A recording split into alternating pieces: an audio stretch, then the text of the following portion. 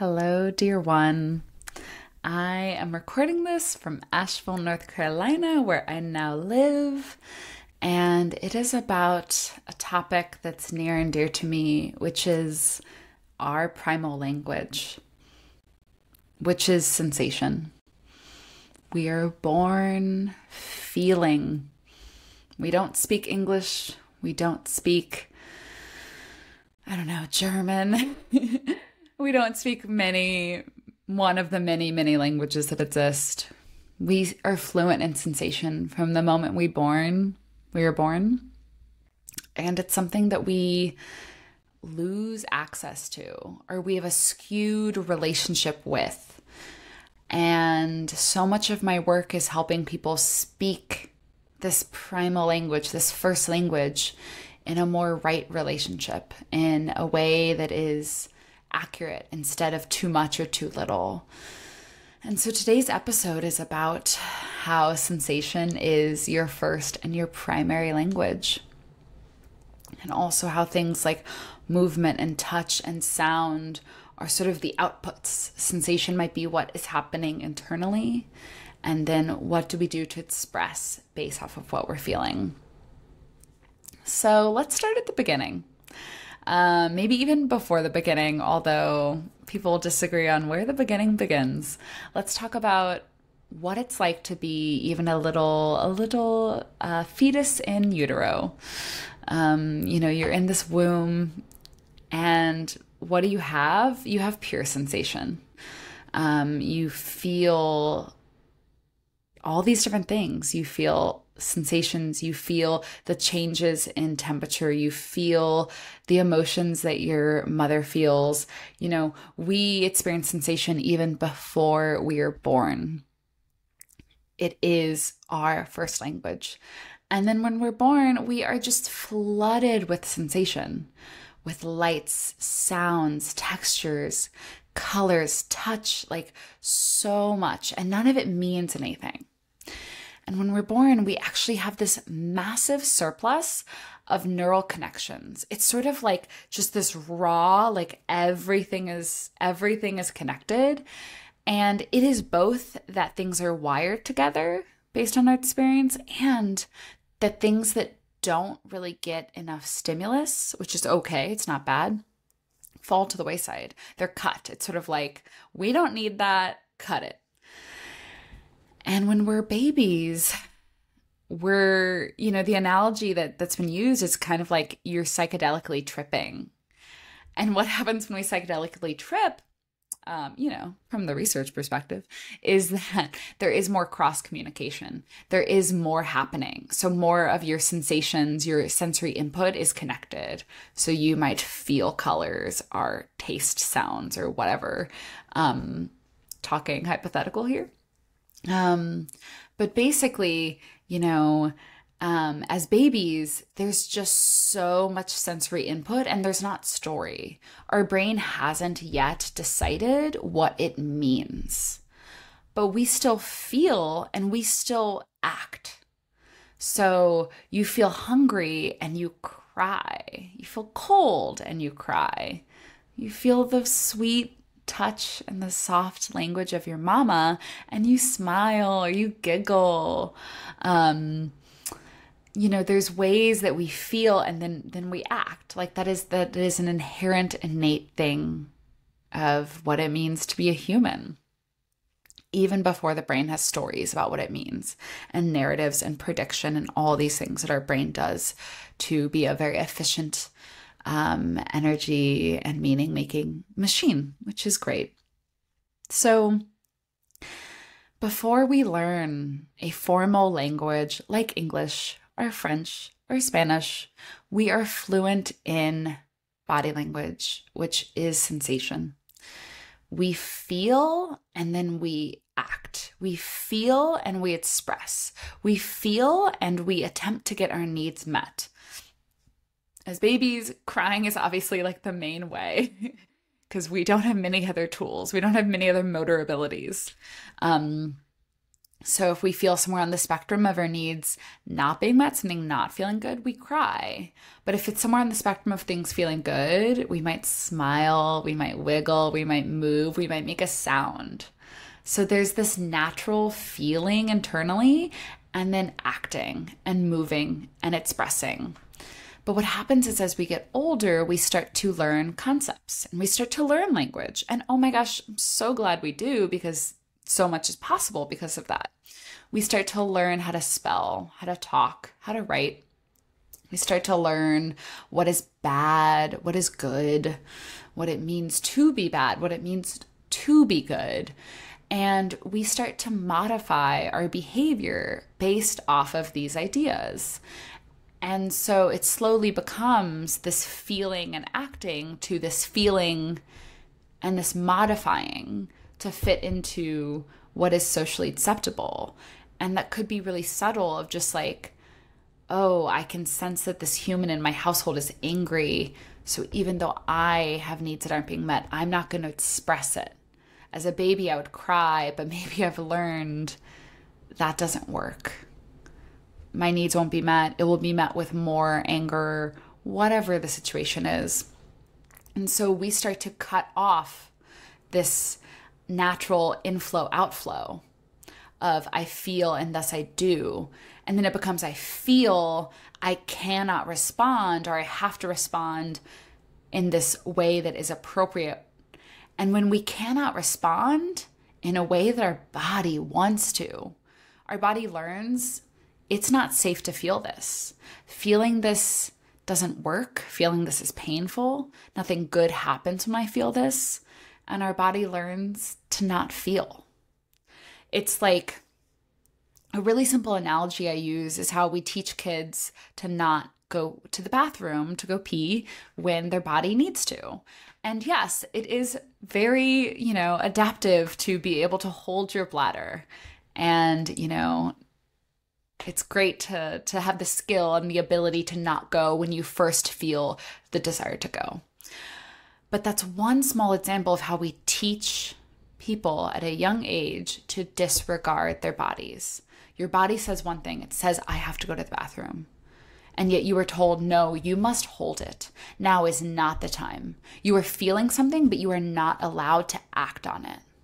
And so over and over and over and over again, in school and in society, we teach children, we teach humans to push down their feelings, to not act in the way that their body is saying, I want this. I want to move my legs. I want to run. I want to play. I want to speak. I want to pee. I want to talk. I want to connect, whatever. And instead do this. Instead sit quietly. Instead read. Instead do the opposite. Oftentimes do the 180 of what you're feeling. And again, it's great to have control over your body and to not give whim to every single impulse. I'm not saying you shouldn't have impulse control, but what I'm saying is from a very young age, we are taught to disregard impulse. We are taught to disregard the sensations that we're feeling. And for some people, this happens on a relatively small spectrum. But I'd argue for most of us, this isn't just, you're taught to not go pee when you need to pee. You're taught what it means to be a man, which means don't show your feelings. Don't cry. Don't have emotions. Or, you're taught to be a girl. That means you have to prioritize being attractive. You have to prioritize being an object instead of being a human. Or you're taught to be a good worker, which means to prioritize productivity, even when your body is saying, I'm so tired. I need a rest. I don't need a third cup of coffee. I need a nap. I need a day off. I need multiple days off. So it's this snowball effect of learning and learning and learning. How do I show up as a human in the world, which requires you to push down what you feel. If you feel tired, but you have to work 8 hours, then you need to be on. So of course you're going to drink coffee. Of course you're going to be at your desk. Of course you're going to Uber Eats because you don't have time to cook. And of course all those impulses, maybe they're not even there anymore because you're so disconnected from them. And maybe those sensations aren't even there until they reach a boiling point. So maybe you're someone who's Like, oh, I can forget to eat all day and then all of a sudden I'm famished. And it's like, well, maybe as a child, those cues of hunger actually came more naturally. And it took decades, it took years for your body to learn to not listen, to prioritize what's being asked of you, the role that's being asked of you, instead of your own sensation, instead of your own feelings, instead of your own impulse. So we're born with this natural feeling. And it's separate than emotions. Emotions are a little bit more discreet in the sense of like, oh, we would say sadness usually has this type of affect and it usually feels this type of way. And it's a little bit mixed of sensation and cognitive. Whereas sensation is a little bit more raw. It's a little bit more of like, oh, well, I can feel constriction, and that could be associated with a lot of emotions, but the constriction is a sensation. And our body is always experiencing these different sensations. We just learn to disregard them. And this is called interoceptive awareness or interoception. And it's basically,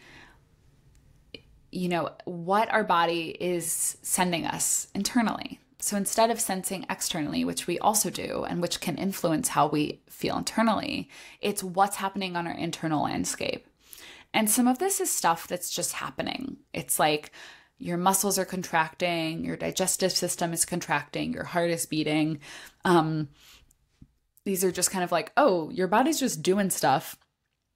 And to some degree, you can have awareness of that or not. And some of it's more responsive. So for example, feeling sexual desire for someone. That is an internal sensation. There are things that are happening that you can be aware of. And you might feel desire and not necessarily totally feel cued into like, oh, well, like what in my body is telling me that? But basically, it is something that's happening and it's a little more kind of causal, A to B versus just noticing your heart rate beating. Of course, your heart beating can change when you see someone you like, or you see someone you dislike, and your heart rate increases for that. So our body is always, always communicating things to us. And we might not know what those signals are saying.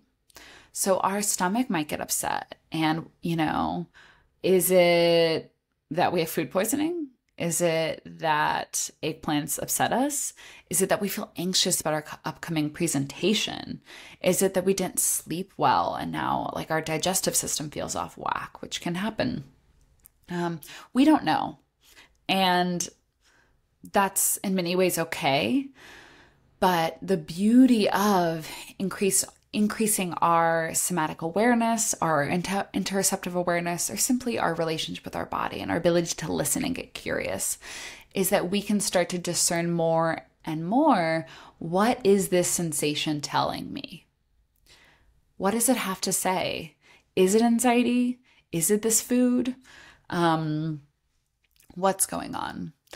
But even before that, I think one of the common effects of us being so disconnected from our bodies and us overemphasizing this like outside world and these roles that we have to play and who we're supposed to be in society and how it looks to be human in society, which can mean you're supposed to kind of get up in between this range and work these hours and is that we can have this very skewed relationship with our body in which it can be hard to feel because we're so focused on the external, on the deadline, on the quarterly, key performance objectives, that we feel disconnected, or this both can be true. Our body, because it's like, oh, you keep eating this food I don't like, and it keeps upsetting me, and you keep not listening. I'm gonna speak louder. I will turn up the volume on these sensations. Oh, you're not listening to those either? Okay, well, I'm going to go get this organ involved and these muscles and this whole fascia web. Basically, our body can start to speak louder and louder and louder because we're not listening. of course it would get louder. Have you ever been in a conversation where someone's not listening and you're like, oh my God, you know? Do you start repeating yourself? Does your tone change? Do you get more severe? Do you get more reactive? Probably. Good for you if you don't, but most of us are humans and do.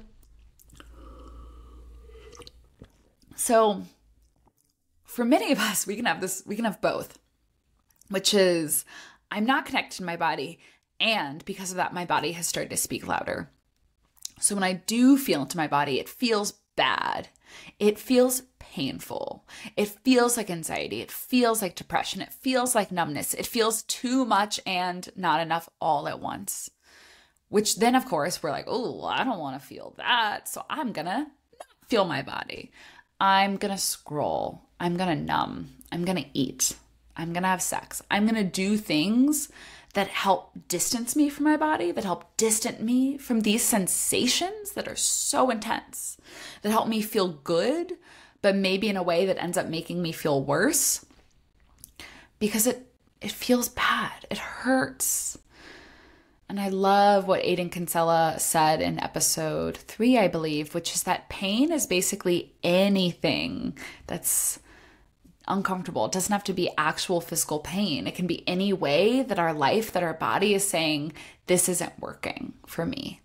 And guess what? Whatever that pain is, it will get louder, whether it's depression or whether it is actual chronic pain. So many of us are caught in this dance of not feeling and feeling bad.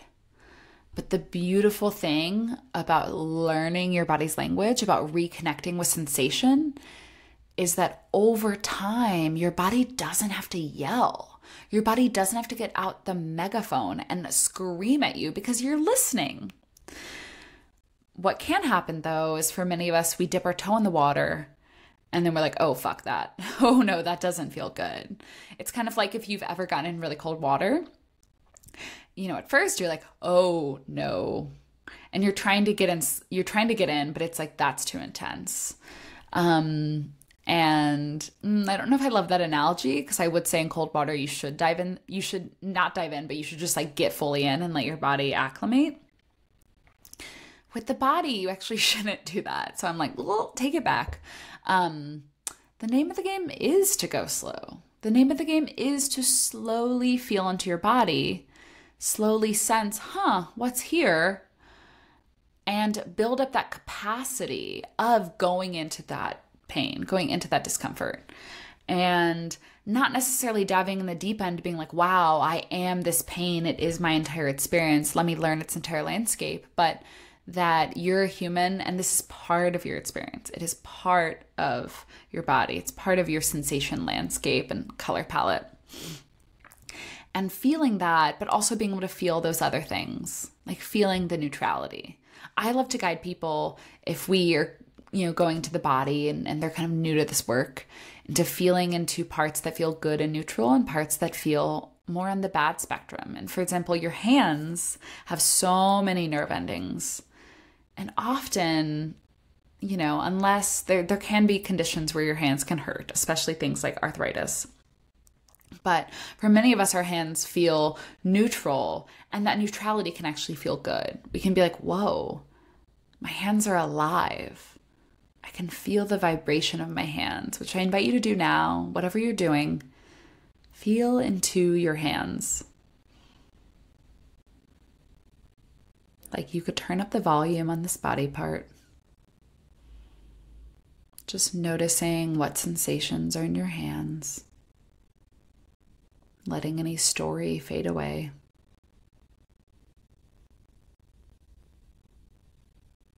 What is it like in your hands? I feel some bubbliness. I feel aliveness. Congrats. You just connected to sensation.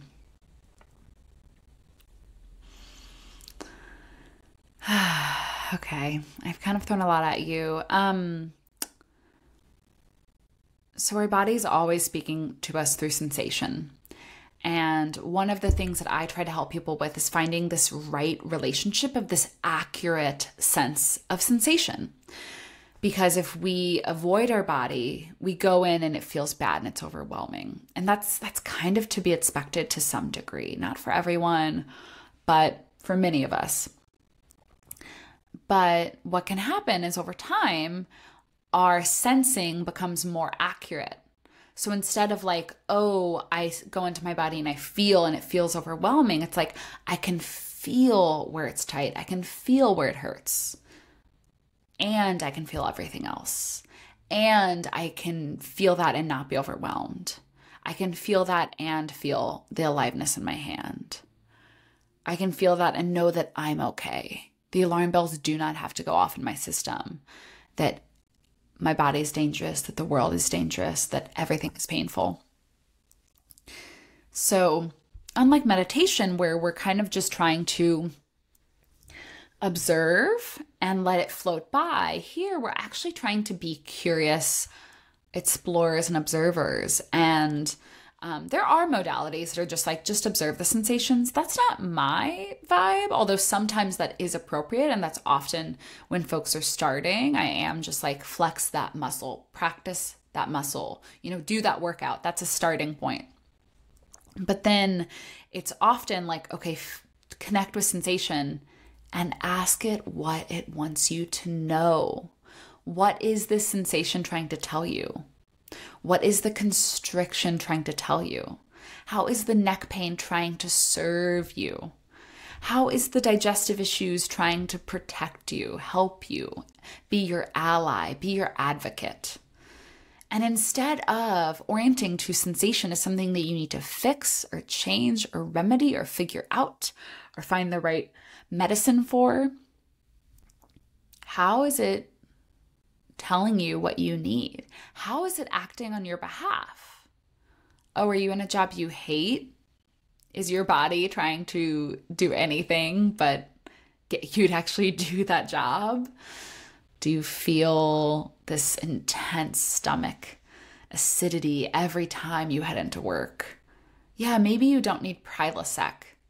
Maybe you need a different career. Maybe you need a different job. And I know that's all easier said than done. But what's so beautiful, everybody's different, but so many bodies that I work with, so many humans, when you actually go in and feel and get curious, their bodies have clear messages. Some more than others. Some are like, here's exactly what I want and need. And some are more of like, I represent pressure. I represent fear. Can you love me? Can you love the parts of me that are trying to help you? And some people, it's less clear. Some people, it's like served on a silver platter. This is exactly what I need. Here's a clear word. I help them ask their body, and their body is like this. So everyone's different, but your body speaks through sensation. And the more disconnected from sensation you are, the louder your body will have to speak. And the more systems and organs and tissues it will get involved. And when your life isn't working, these sensations will be loud and they will tell you that. And you might even just in this moment think about, what's the difference between what feels good and easy and joyful and what feels effortful and hard and overwhelming? And so you might kind of bring to mind two situations. Maybe one is like a work project that you're like, ugh, bleh. Might be a type of project, a type of client, versus maybe similar in the same category, like staying within work. What feels good? How does your body tell you those things? What does it have to say? Both on a big level of like, wow, I get into a flow state there. But on that other thing, I end up procrastinating, end up not doing it, end up overthinking it.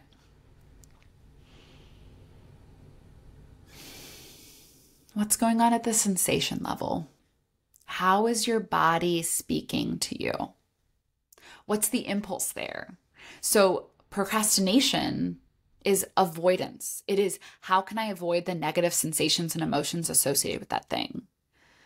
And many people have brains that just naturally procrastinate. It's like, I need the deadline to be right front and center before I'm going to act. But many of us are simply trying to avoid feeling bad. Congrats. Your body's speaking to you and you're trying to avoid it instead of being like, oh, what if I got curious about this? What aspect of this is bringing up these emotions and sensations? Oh, it's my fear of being judged. Oh, there's a part of me that's scared of this and that. Da, da, da, da.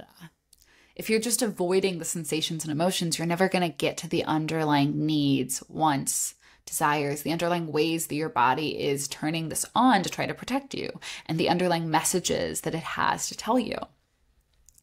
And similarly, when we think about what feels good, many of us can kind of over-index on the peak, the ecstatic, the like, well, yeah, it feels really good when I've had 5 drinks. But what about the more subtle? What about that simple moment? That ease, that peace, that flow, that inspiration. What's happening there? What are you working on? Who are you talking with? What are you thinking about? What are you doing? How is your body telling you that something is working for you? How is your body telling you that you want more of this? And similarly, it's like, our society has all these ideas of you should be a morning person. You should get up at 5 a.m. and do breath work and do this, that, and the other thing. But if you get your best ideas at night, interesting. It sounds like your body is telling you through sensation that that's more of your schedule. And yes, maybe you have a work situation that just doesn't allow for that. But in what ways can you change your life to fit your body, to fit your sensations, to fit your energy, your emotions, instead of trying to contort yourself to fit something that goes against your body, that goes against its energy and its sensations and emotions? So, I really think the simplest and the most obvious gift of somatics is helping people connect with their body and kind of read their sensations, read their emotions. I refer to this as like learning your body's language. And there's certainly things that are kind of broad trends of like, oh, yes, constriction can generally mean kind of fear or pressure or whatever, versus expansion can, mean something that's more aligned, and this part of the body, the jaw, can hold a lot of what we're not speaking. Or, there's certainly like broad strokes trends in the body, in the soma. And there is how your unique body speaks to you based on your unique lived experience that is going to be different from someone else who lived a different life than you. And so my game is, how do I guide you on a journey of connecting to your body, of giving you just enough concepts, just enough science, just enough frameworks so that you can kind of be like, oh, I now see how I map onto this concept. And maybe here's kind of the right tool for this moment. But over time, it becomes less about, well, Jaclyn says you should do this, and more about like, I know that deep breathing when I feel constriction helps soften me. And I don't need to do it to change the sensations, but I can do it to meet them, to say, hi, I'm here. I feel you, constriction. I feel you, fear. I love you. I'm with you. I'm not making you go away. I'm here. What do you need to tell me? What can I do for you? That's what I'm interested in. I'm not trying to make the bad sensations go away. I'm not trying to make you never feel bad, because guess what? Those sensations, those emotions, they're your body's language. It is how your body is telling you what's for you, what's not for you. It's like, why would I help you get rid of your internal compass? No, I want you to strengthen that ability to feel into that compass and let it guide you. Instead of, you have this internal compass and Google Maps says you should do this and you're following Google Maps. Have you had that experience where you're like, what route is this? Why are you taking me this way? No, this is dumb. Congrats. That is exactly what it's like to be a human in modern society, and be told you should work 40 hours a week and be told you should do this and that. And your body is saying, no, I can't do that. I don't want that. My brain might want that. Externally, everyone says I should want that, but I don't want that. I want this. You can't know what you're about if you don't know what you feel, if you're not connected to sensation. And the more you're connected to sensation, the more the natural impulse and the natural desire becomes clear. The more it's like, oh my God, I can't help but speak my truth. I can't help but move my body when I feel emotions. I'm no longer shutting down because it's clear how I want to move through this. And so the more you feel, the more you can ride those waves of impulse. You can actually ride those waves of emotions versus being like, this feels too much, thus I must shut down. I must self-medicate. I must avoid. I must numb, whatever your go-to is. If you're like me, grad school me was like smoking weed and eating Chick-fil-A and scrolling and this and that. And, you know, sometimes it takes a long time to soften those patterns. But the beautiful thing is the more you feel, you can't unfeel that. So there is a painful period of like crap, I feel, and I don't quite have the tools yet. But it's sort of like the cat's out of the bag. Your body is saying, I don't like this. And you're like, I know my body's saying I don't like this. And yes, you may not quite have the courage to change your circumstances or might not quite have the tools to support yourself. But over time, you know, you're like, I can't keep doing what doesn't work for me. I need a change. I need to speak my truth. I need, if you're, you know, I just moved to Asheville. So it's like, I need to move to Asheville. I need to live where it's green. Living in a studio apartment in a city is no longer working for me. And now I live with the most beautiful yard with plants all around me. I feel like I'm living in a treehouse. It's amazing. Because my body told me again and again and again, this isn't working. And that I've done enough. I've tried enough. And I'm ready for a change. And wow. Feels good when I'm in these types of environments. I feel soft. I feel open. I feel trusting. What if I lived there? What if my daily life, what if my baseline was like that?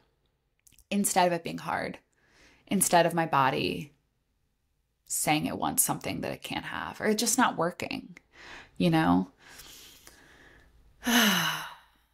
So if you're wanting support to connect with this primal language of sensation and impulse and learn how to use touch and movement and sound in your body to express, to complete emotions, to not get so stuck, to not have to rely on numbing or avoiding, check out Body Language Lab. It starts in a week, September 13th.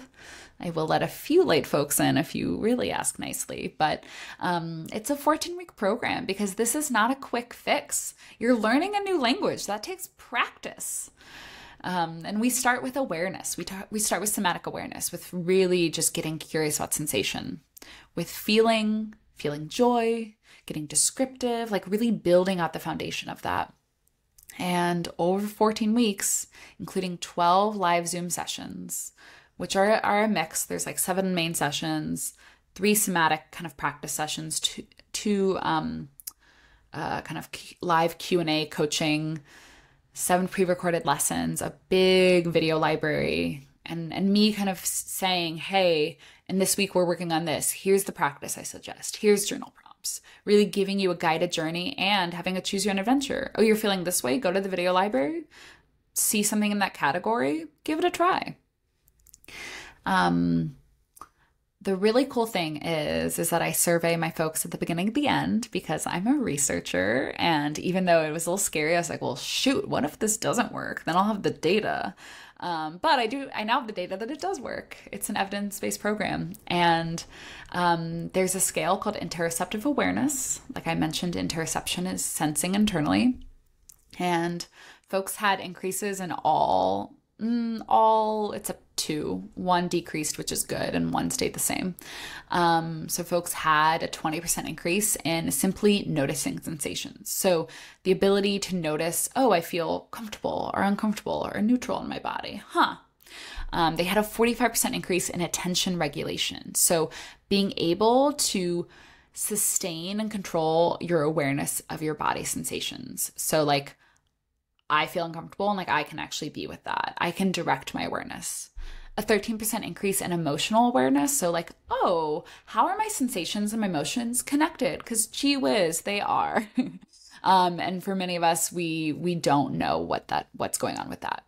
Folks had a 34% increase in self-regulation, which is really the ability to regulate your emotions using your body, using deep breathing, using touch, using emotional freedom technique tapping, using all the various techniques that I teach. Folks had a 31% increase in body listening, so listening to your body for insights. What is your body telling you? What is it saying to you? What is it wanting? What is it saying no to?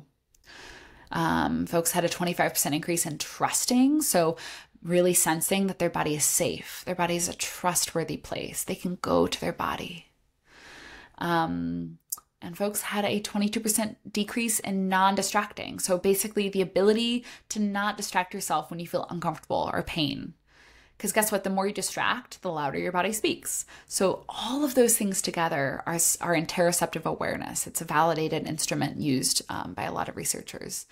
And so what this tells me as a researcher is, oh, people gained the ability to speak their body's language, which is what I was trying to do.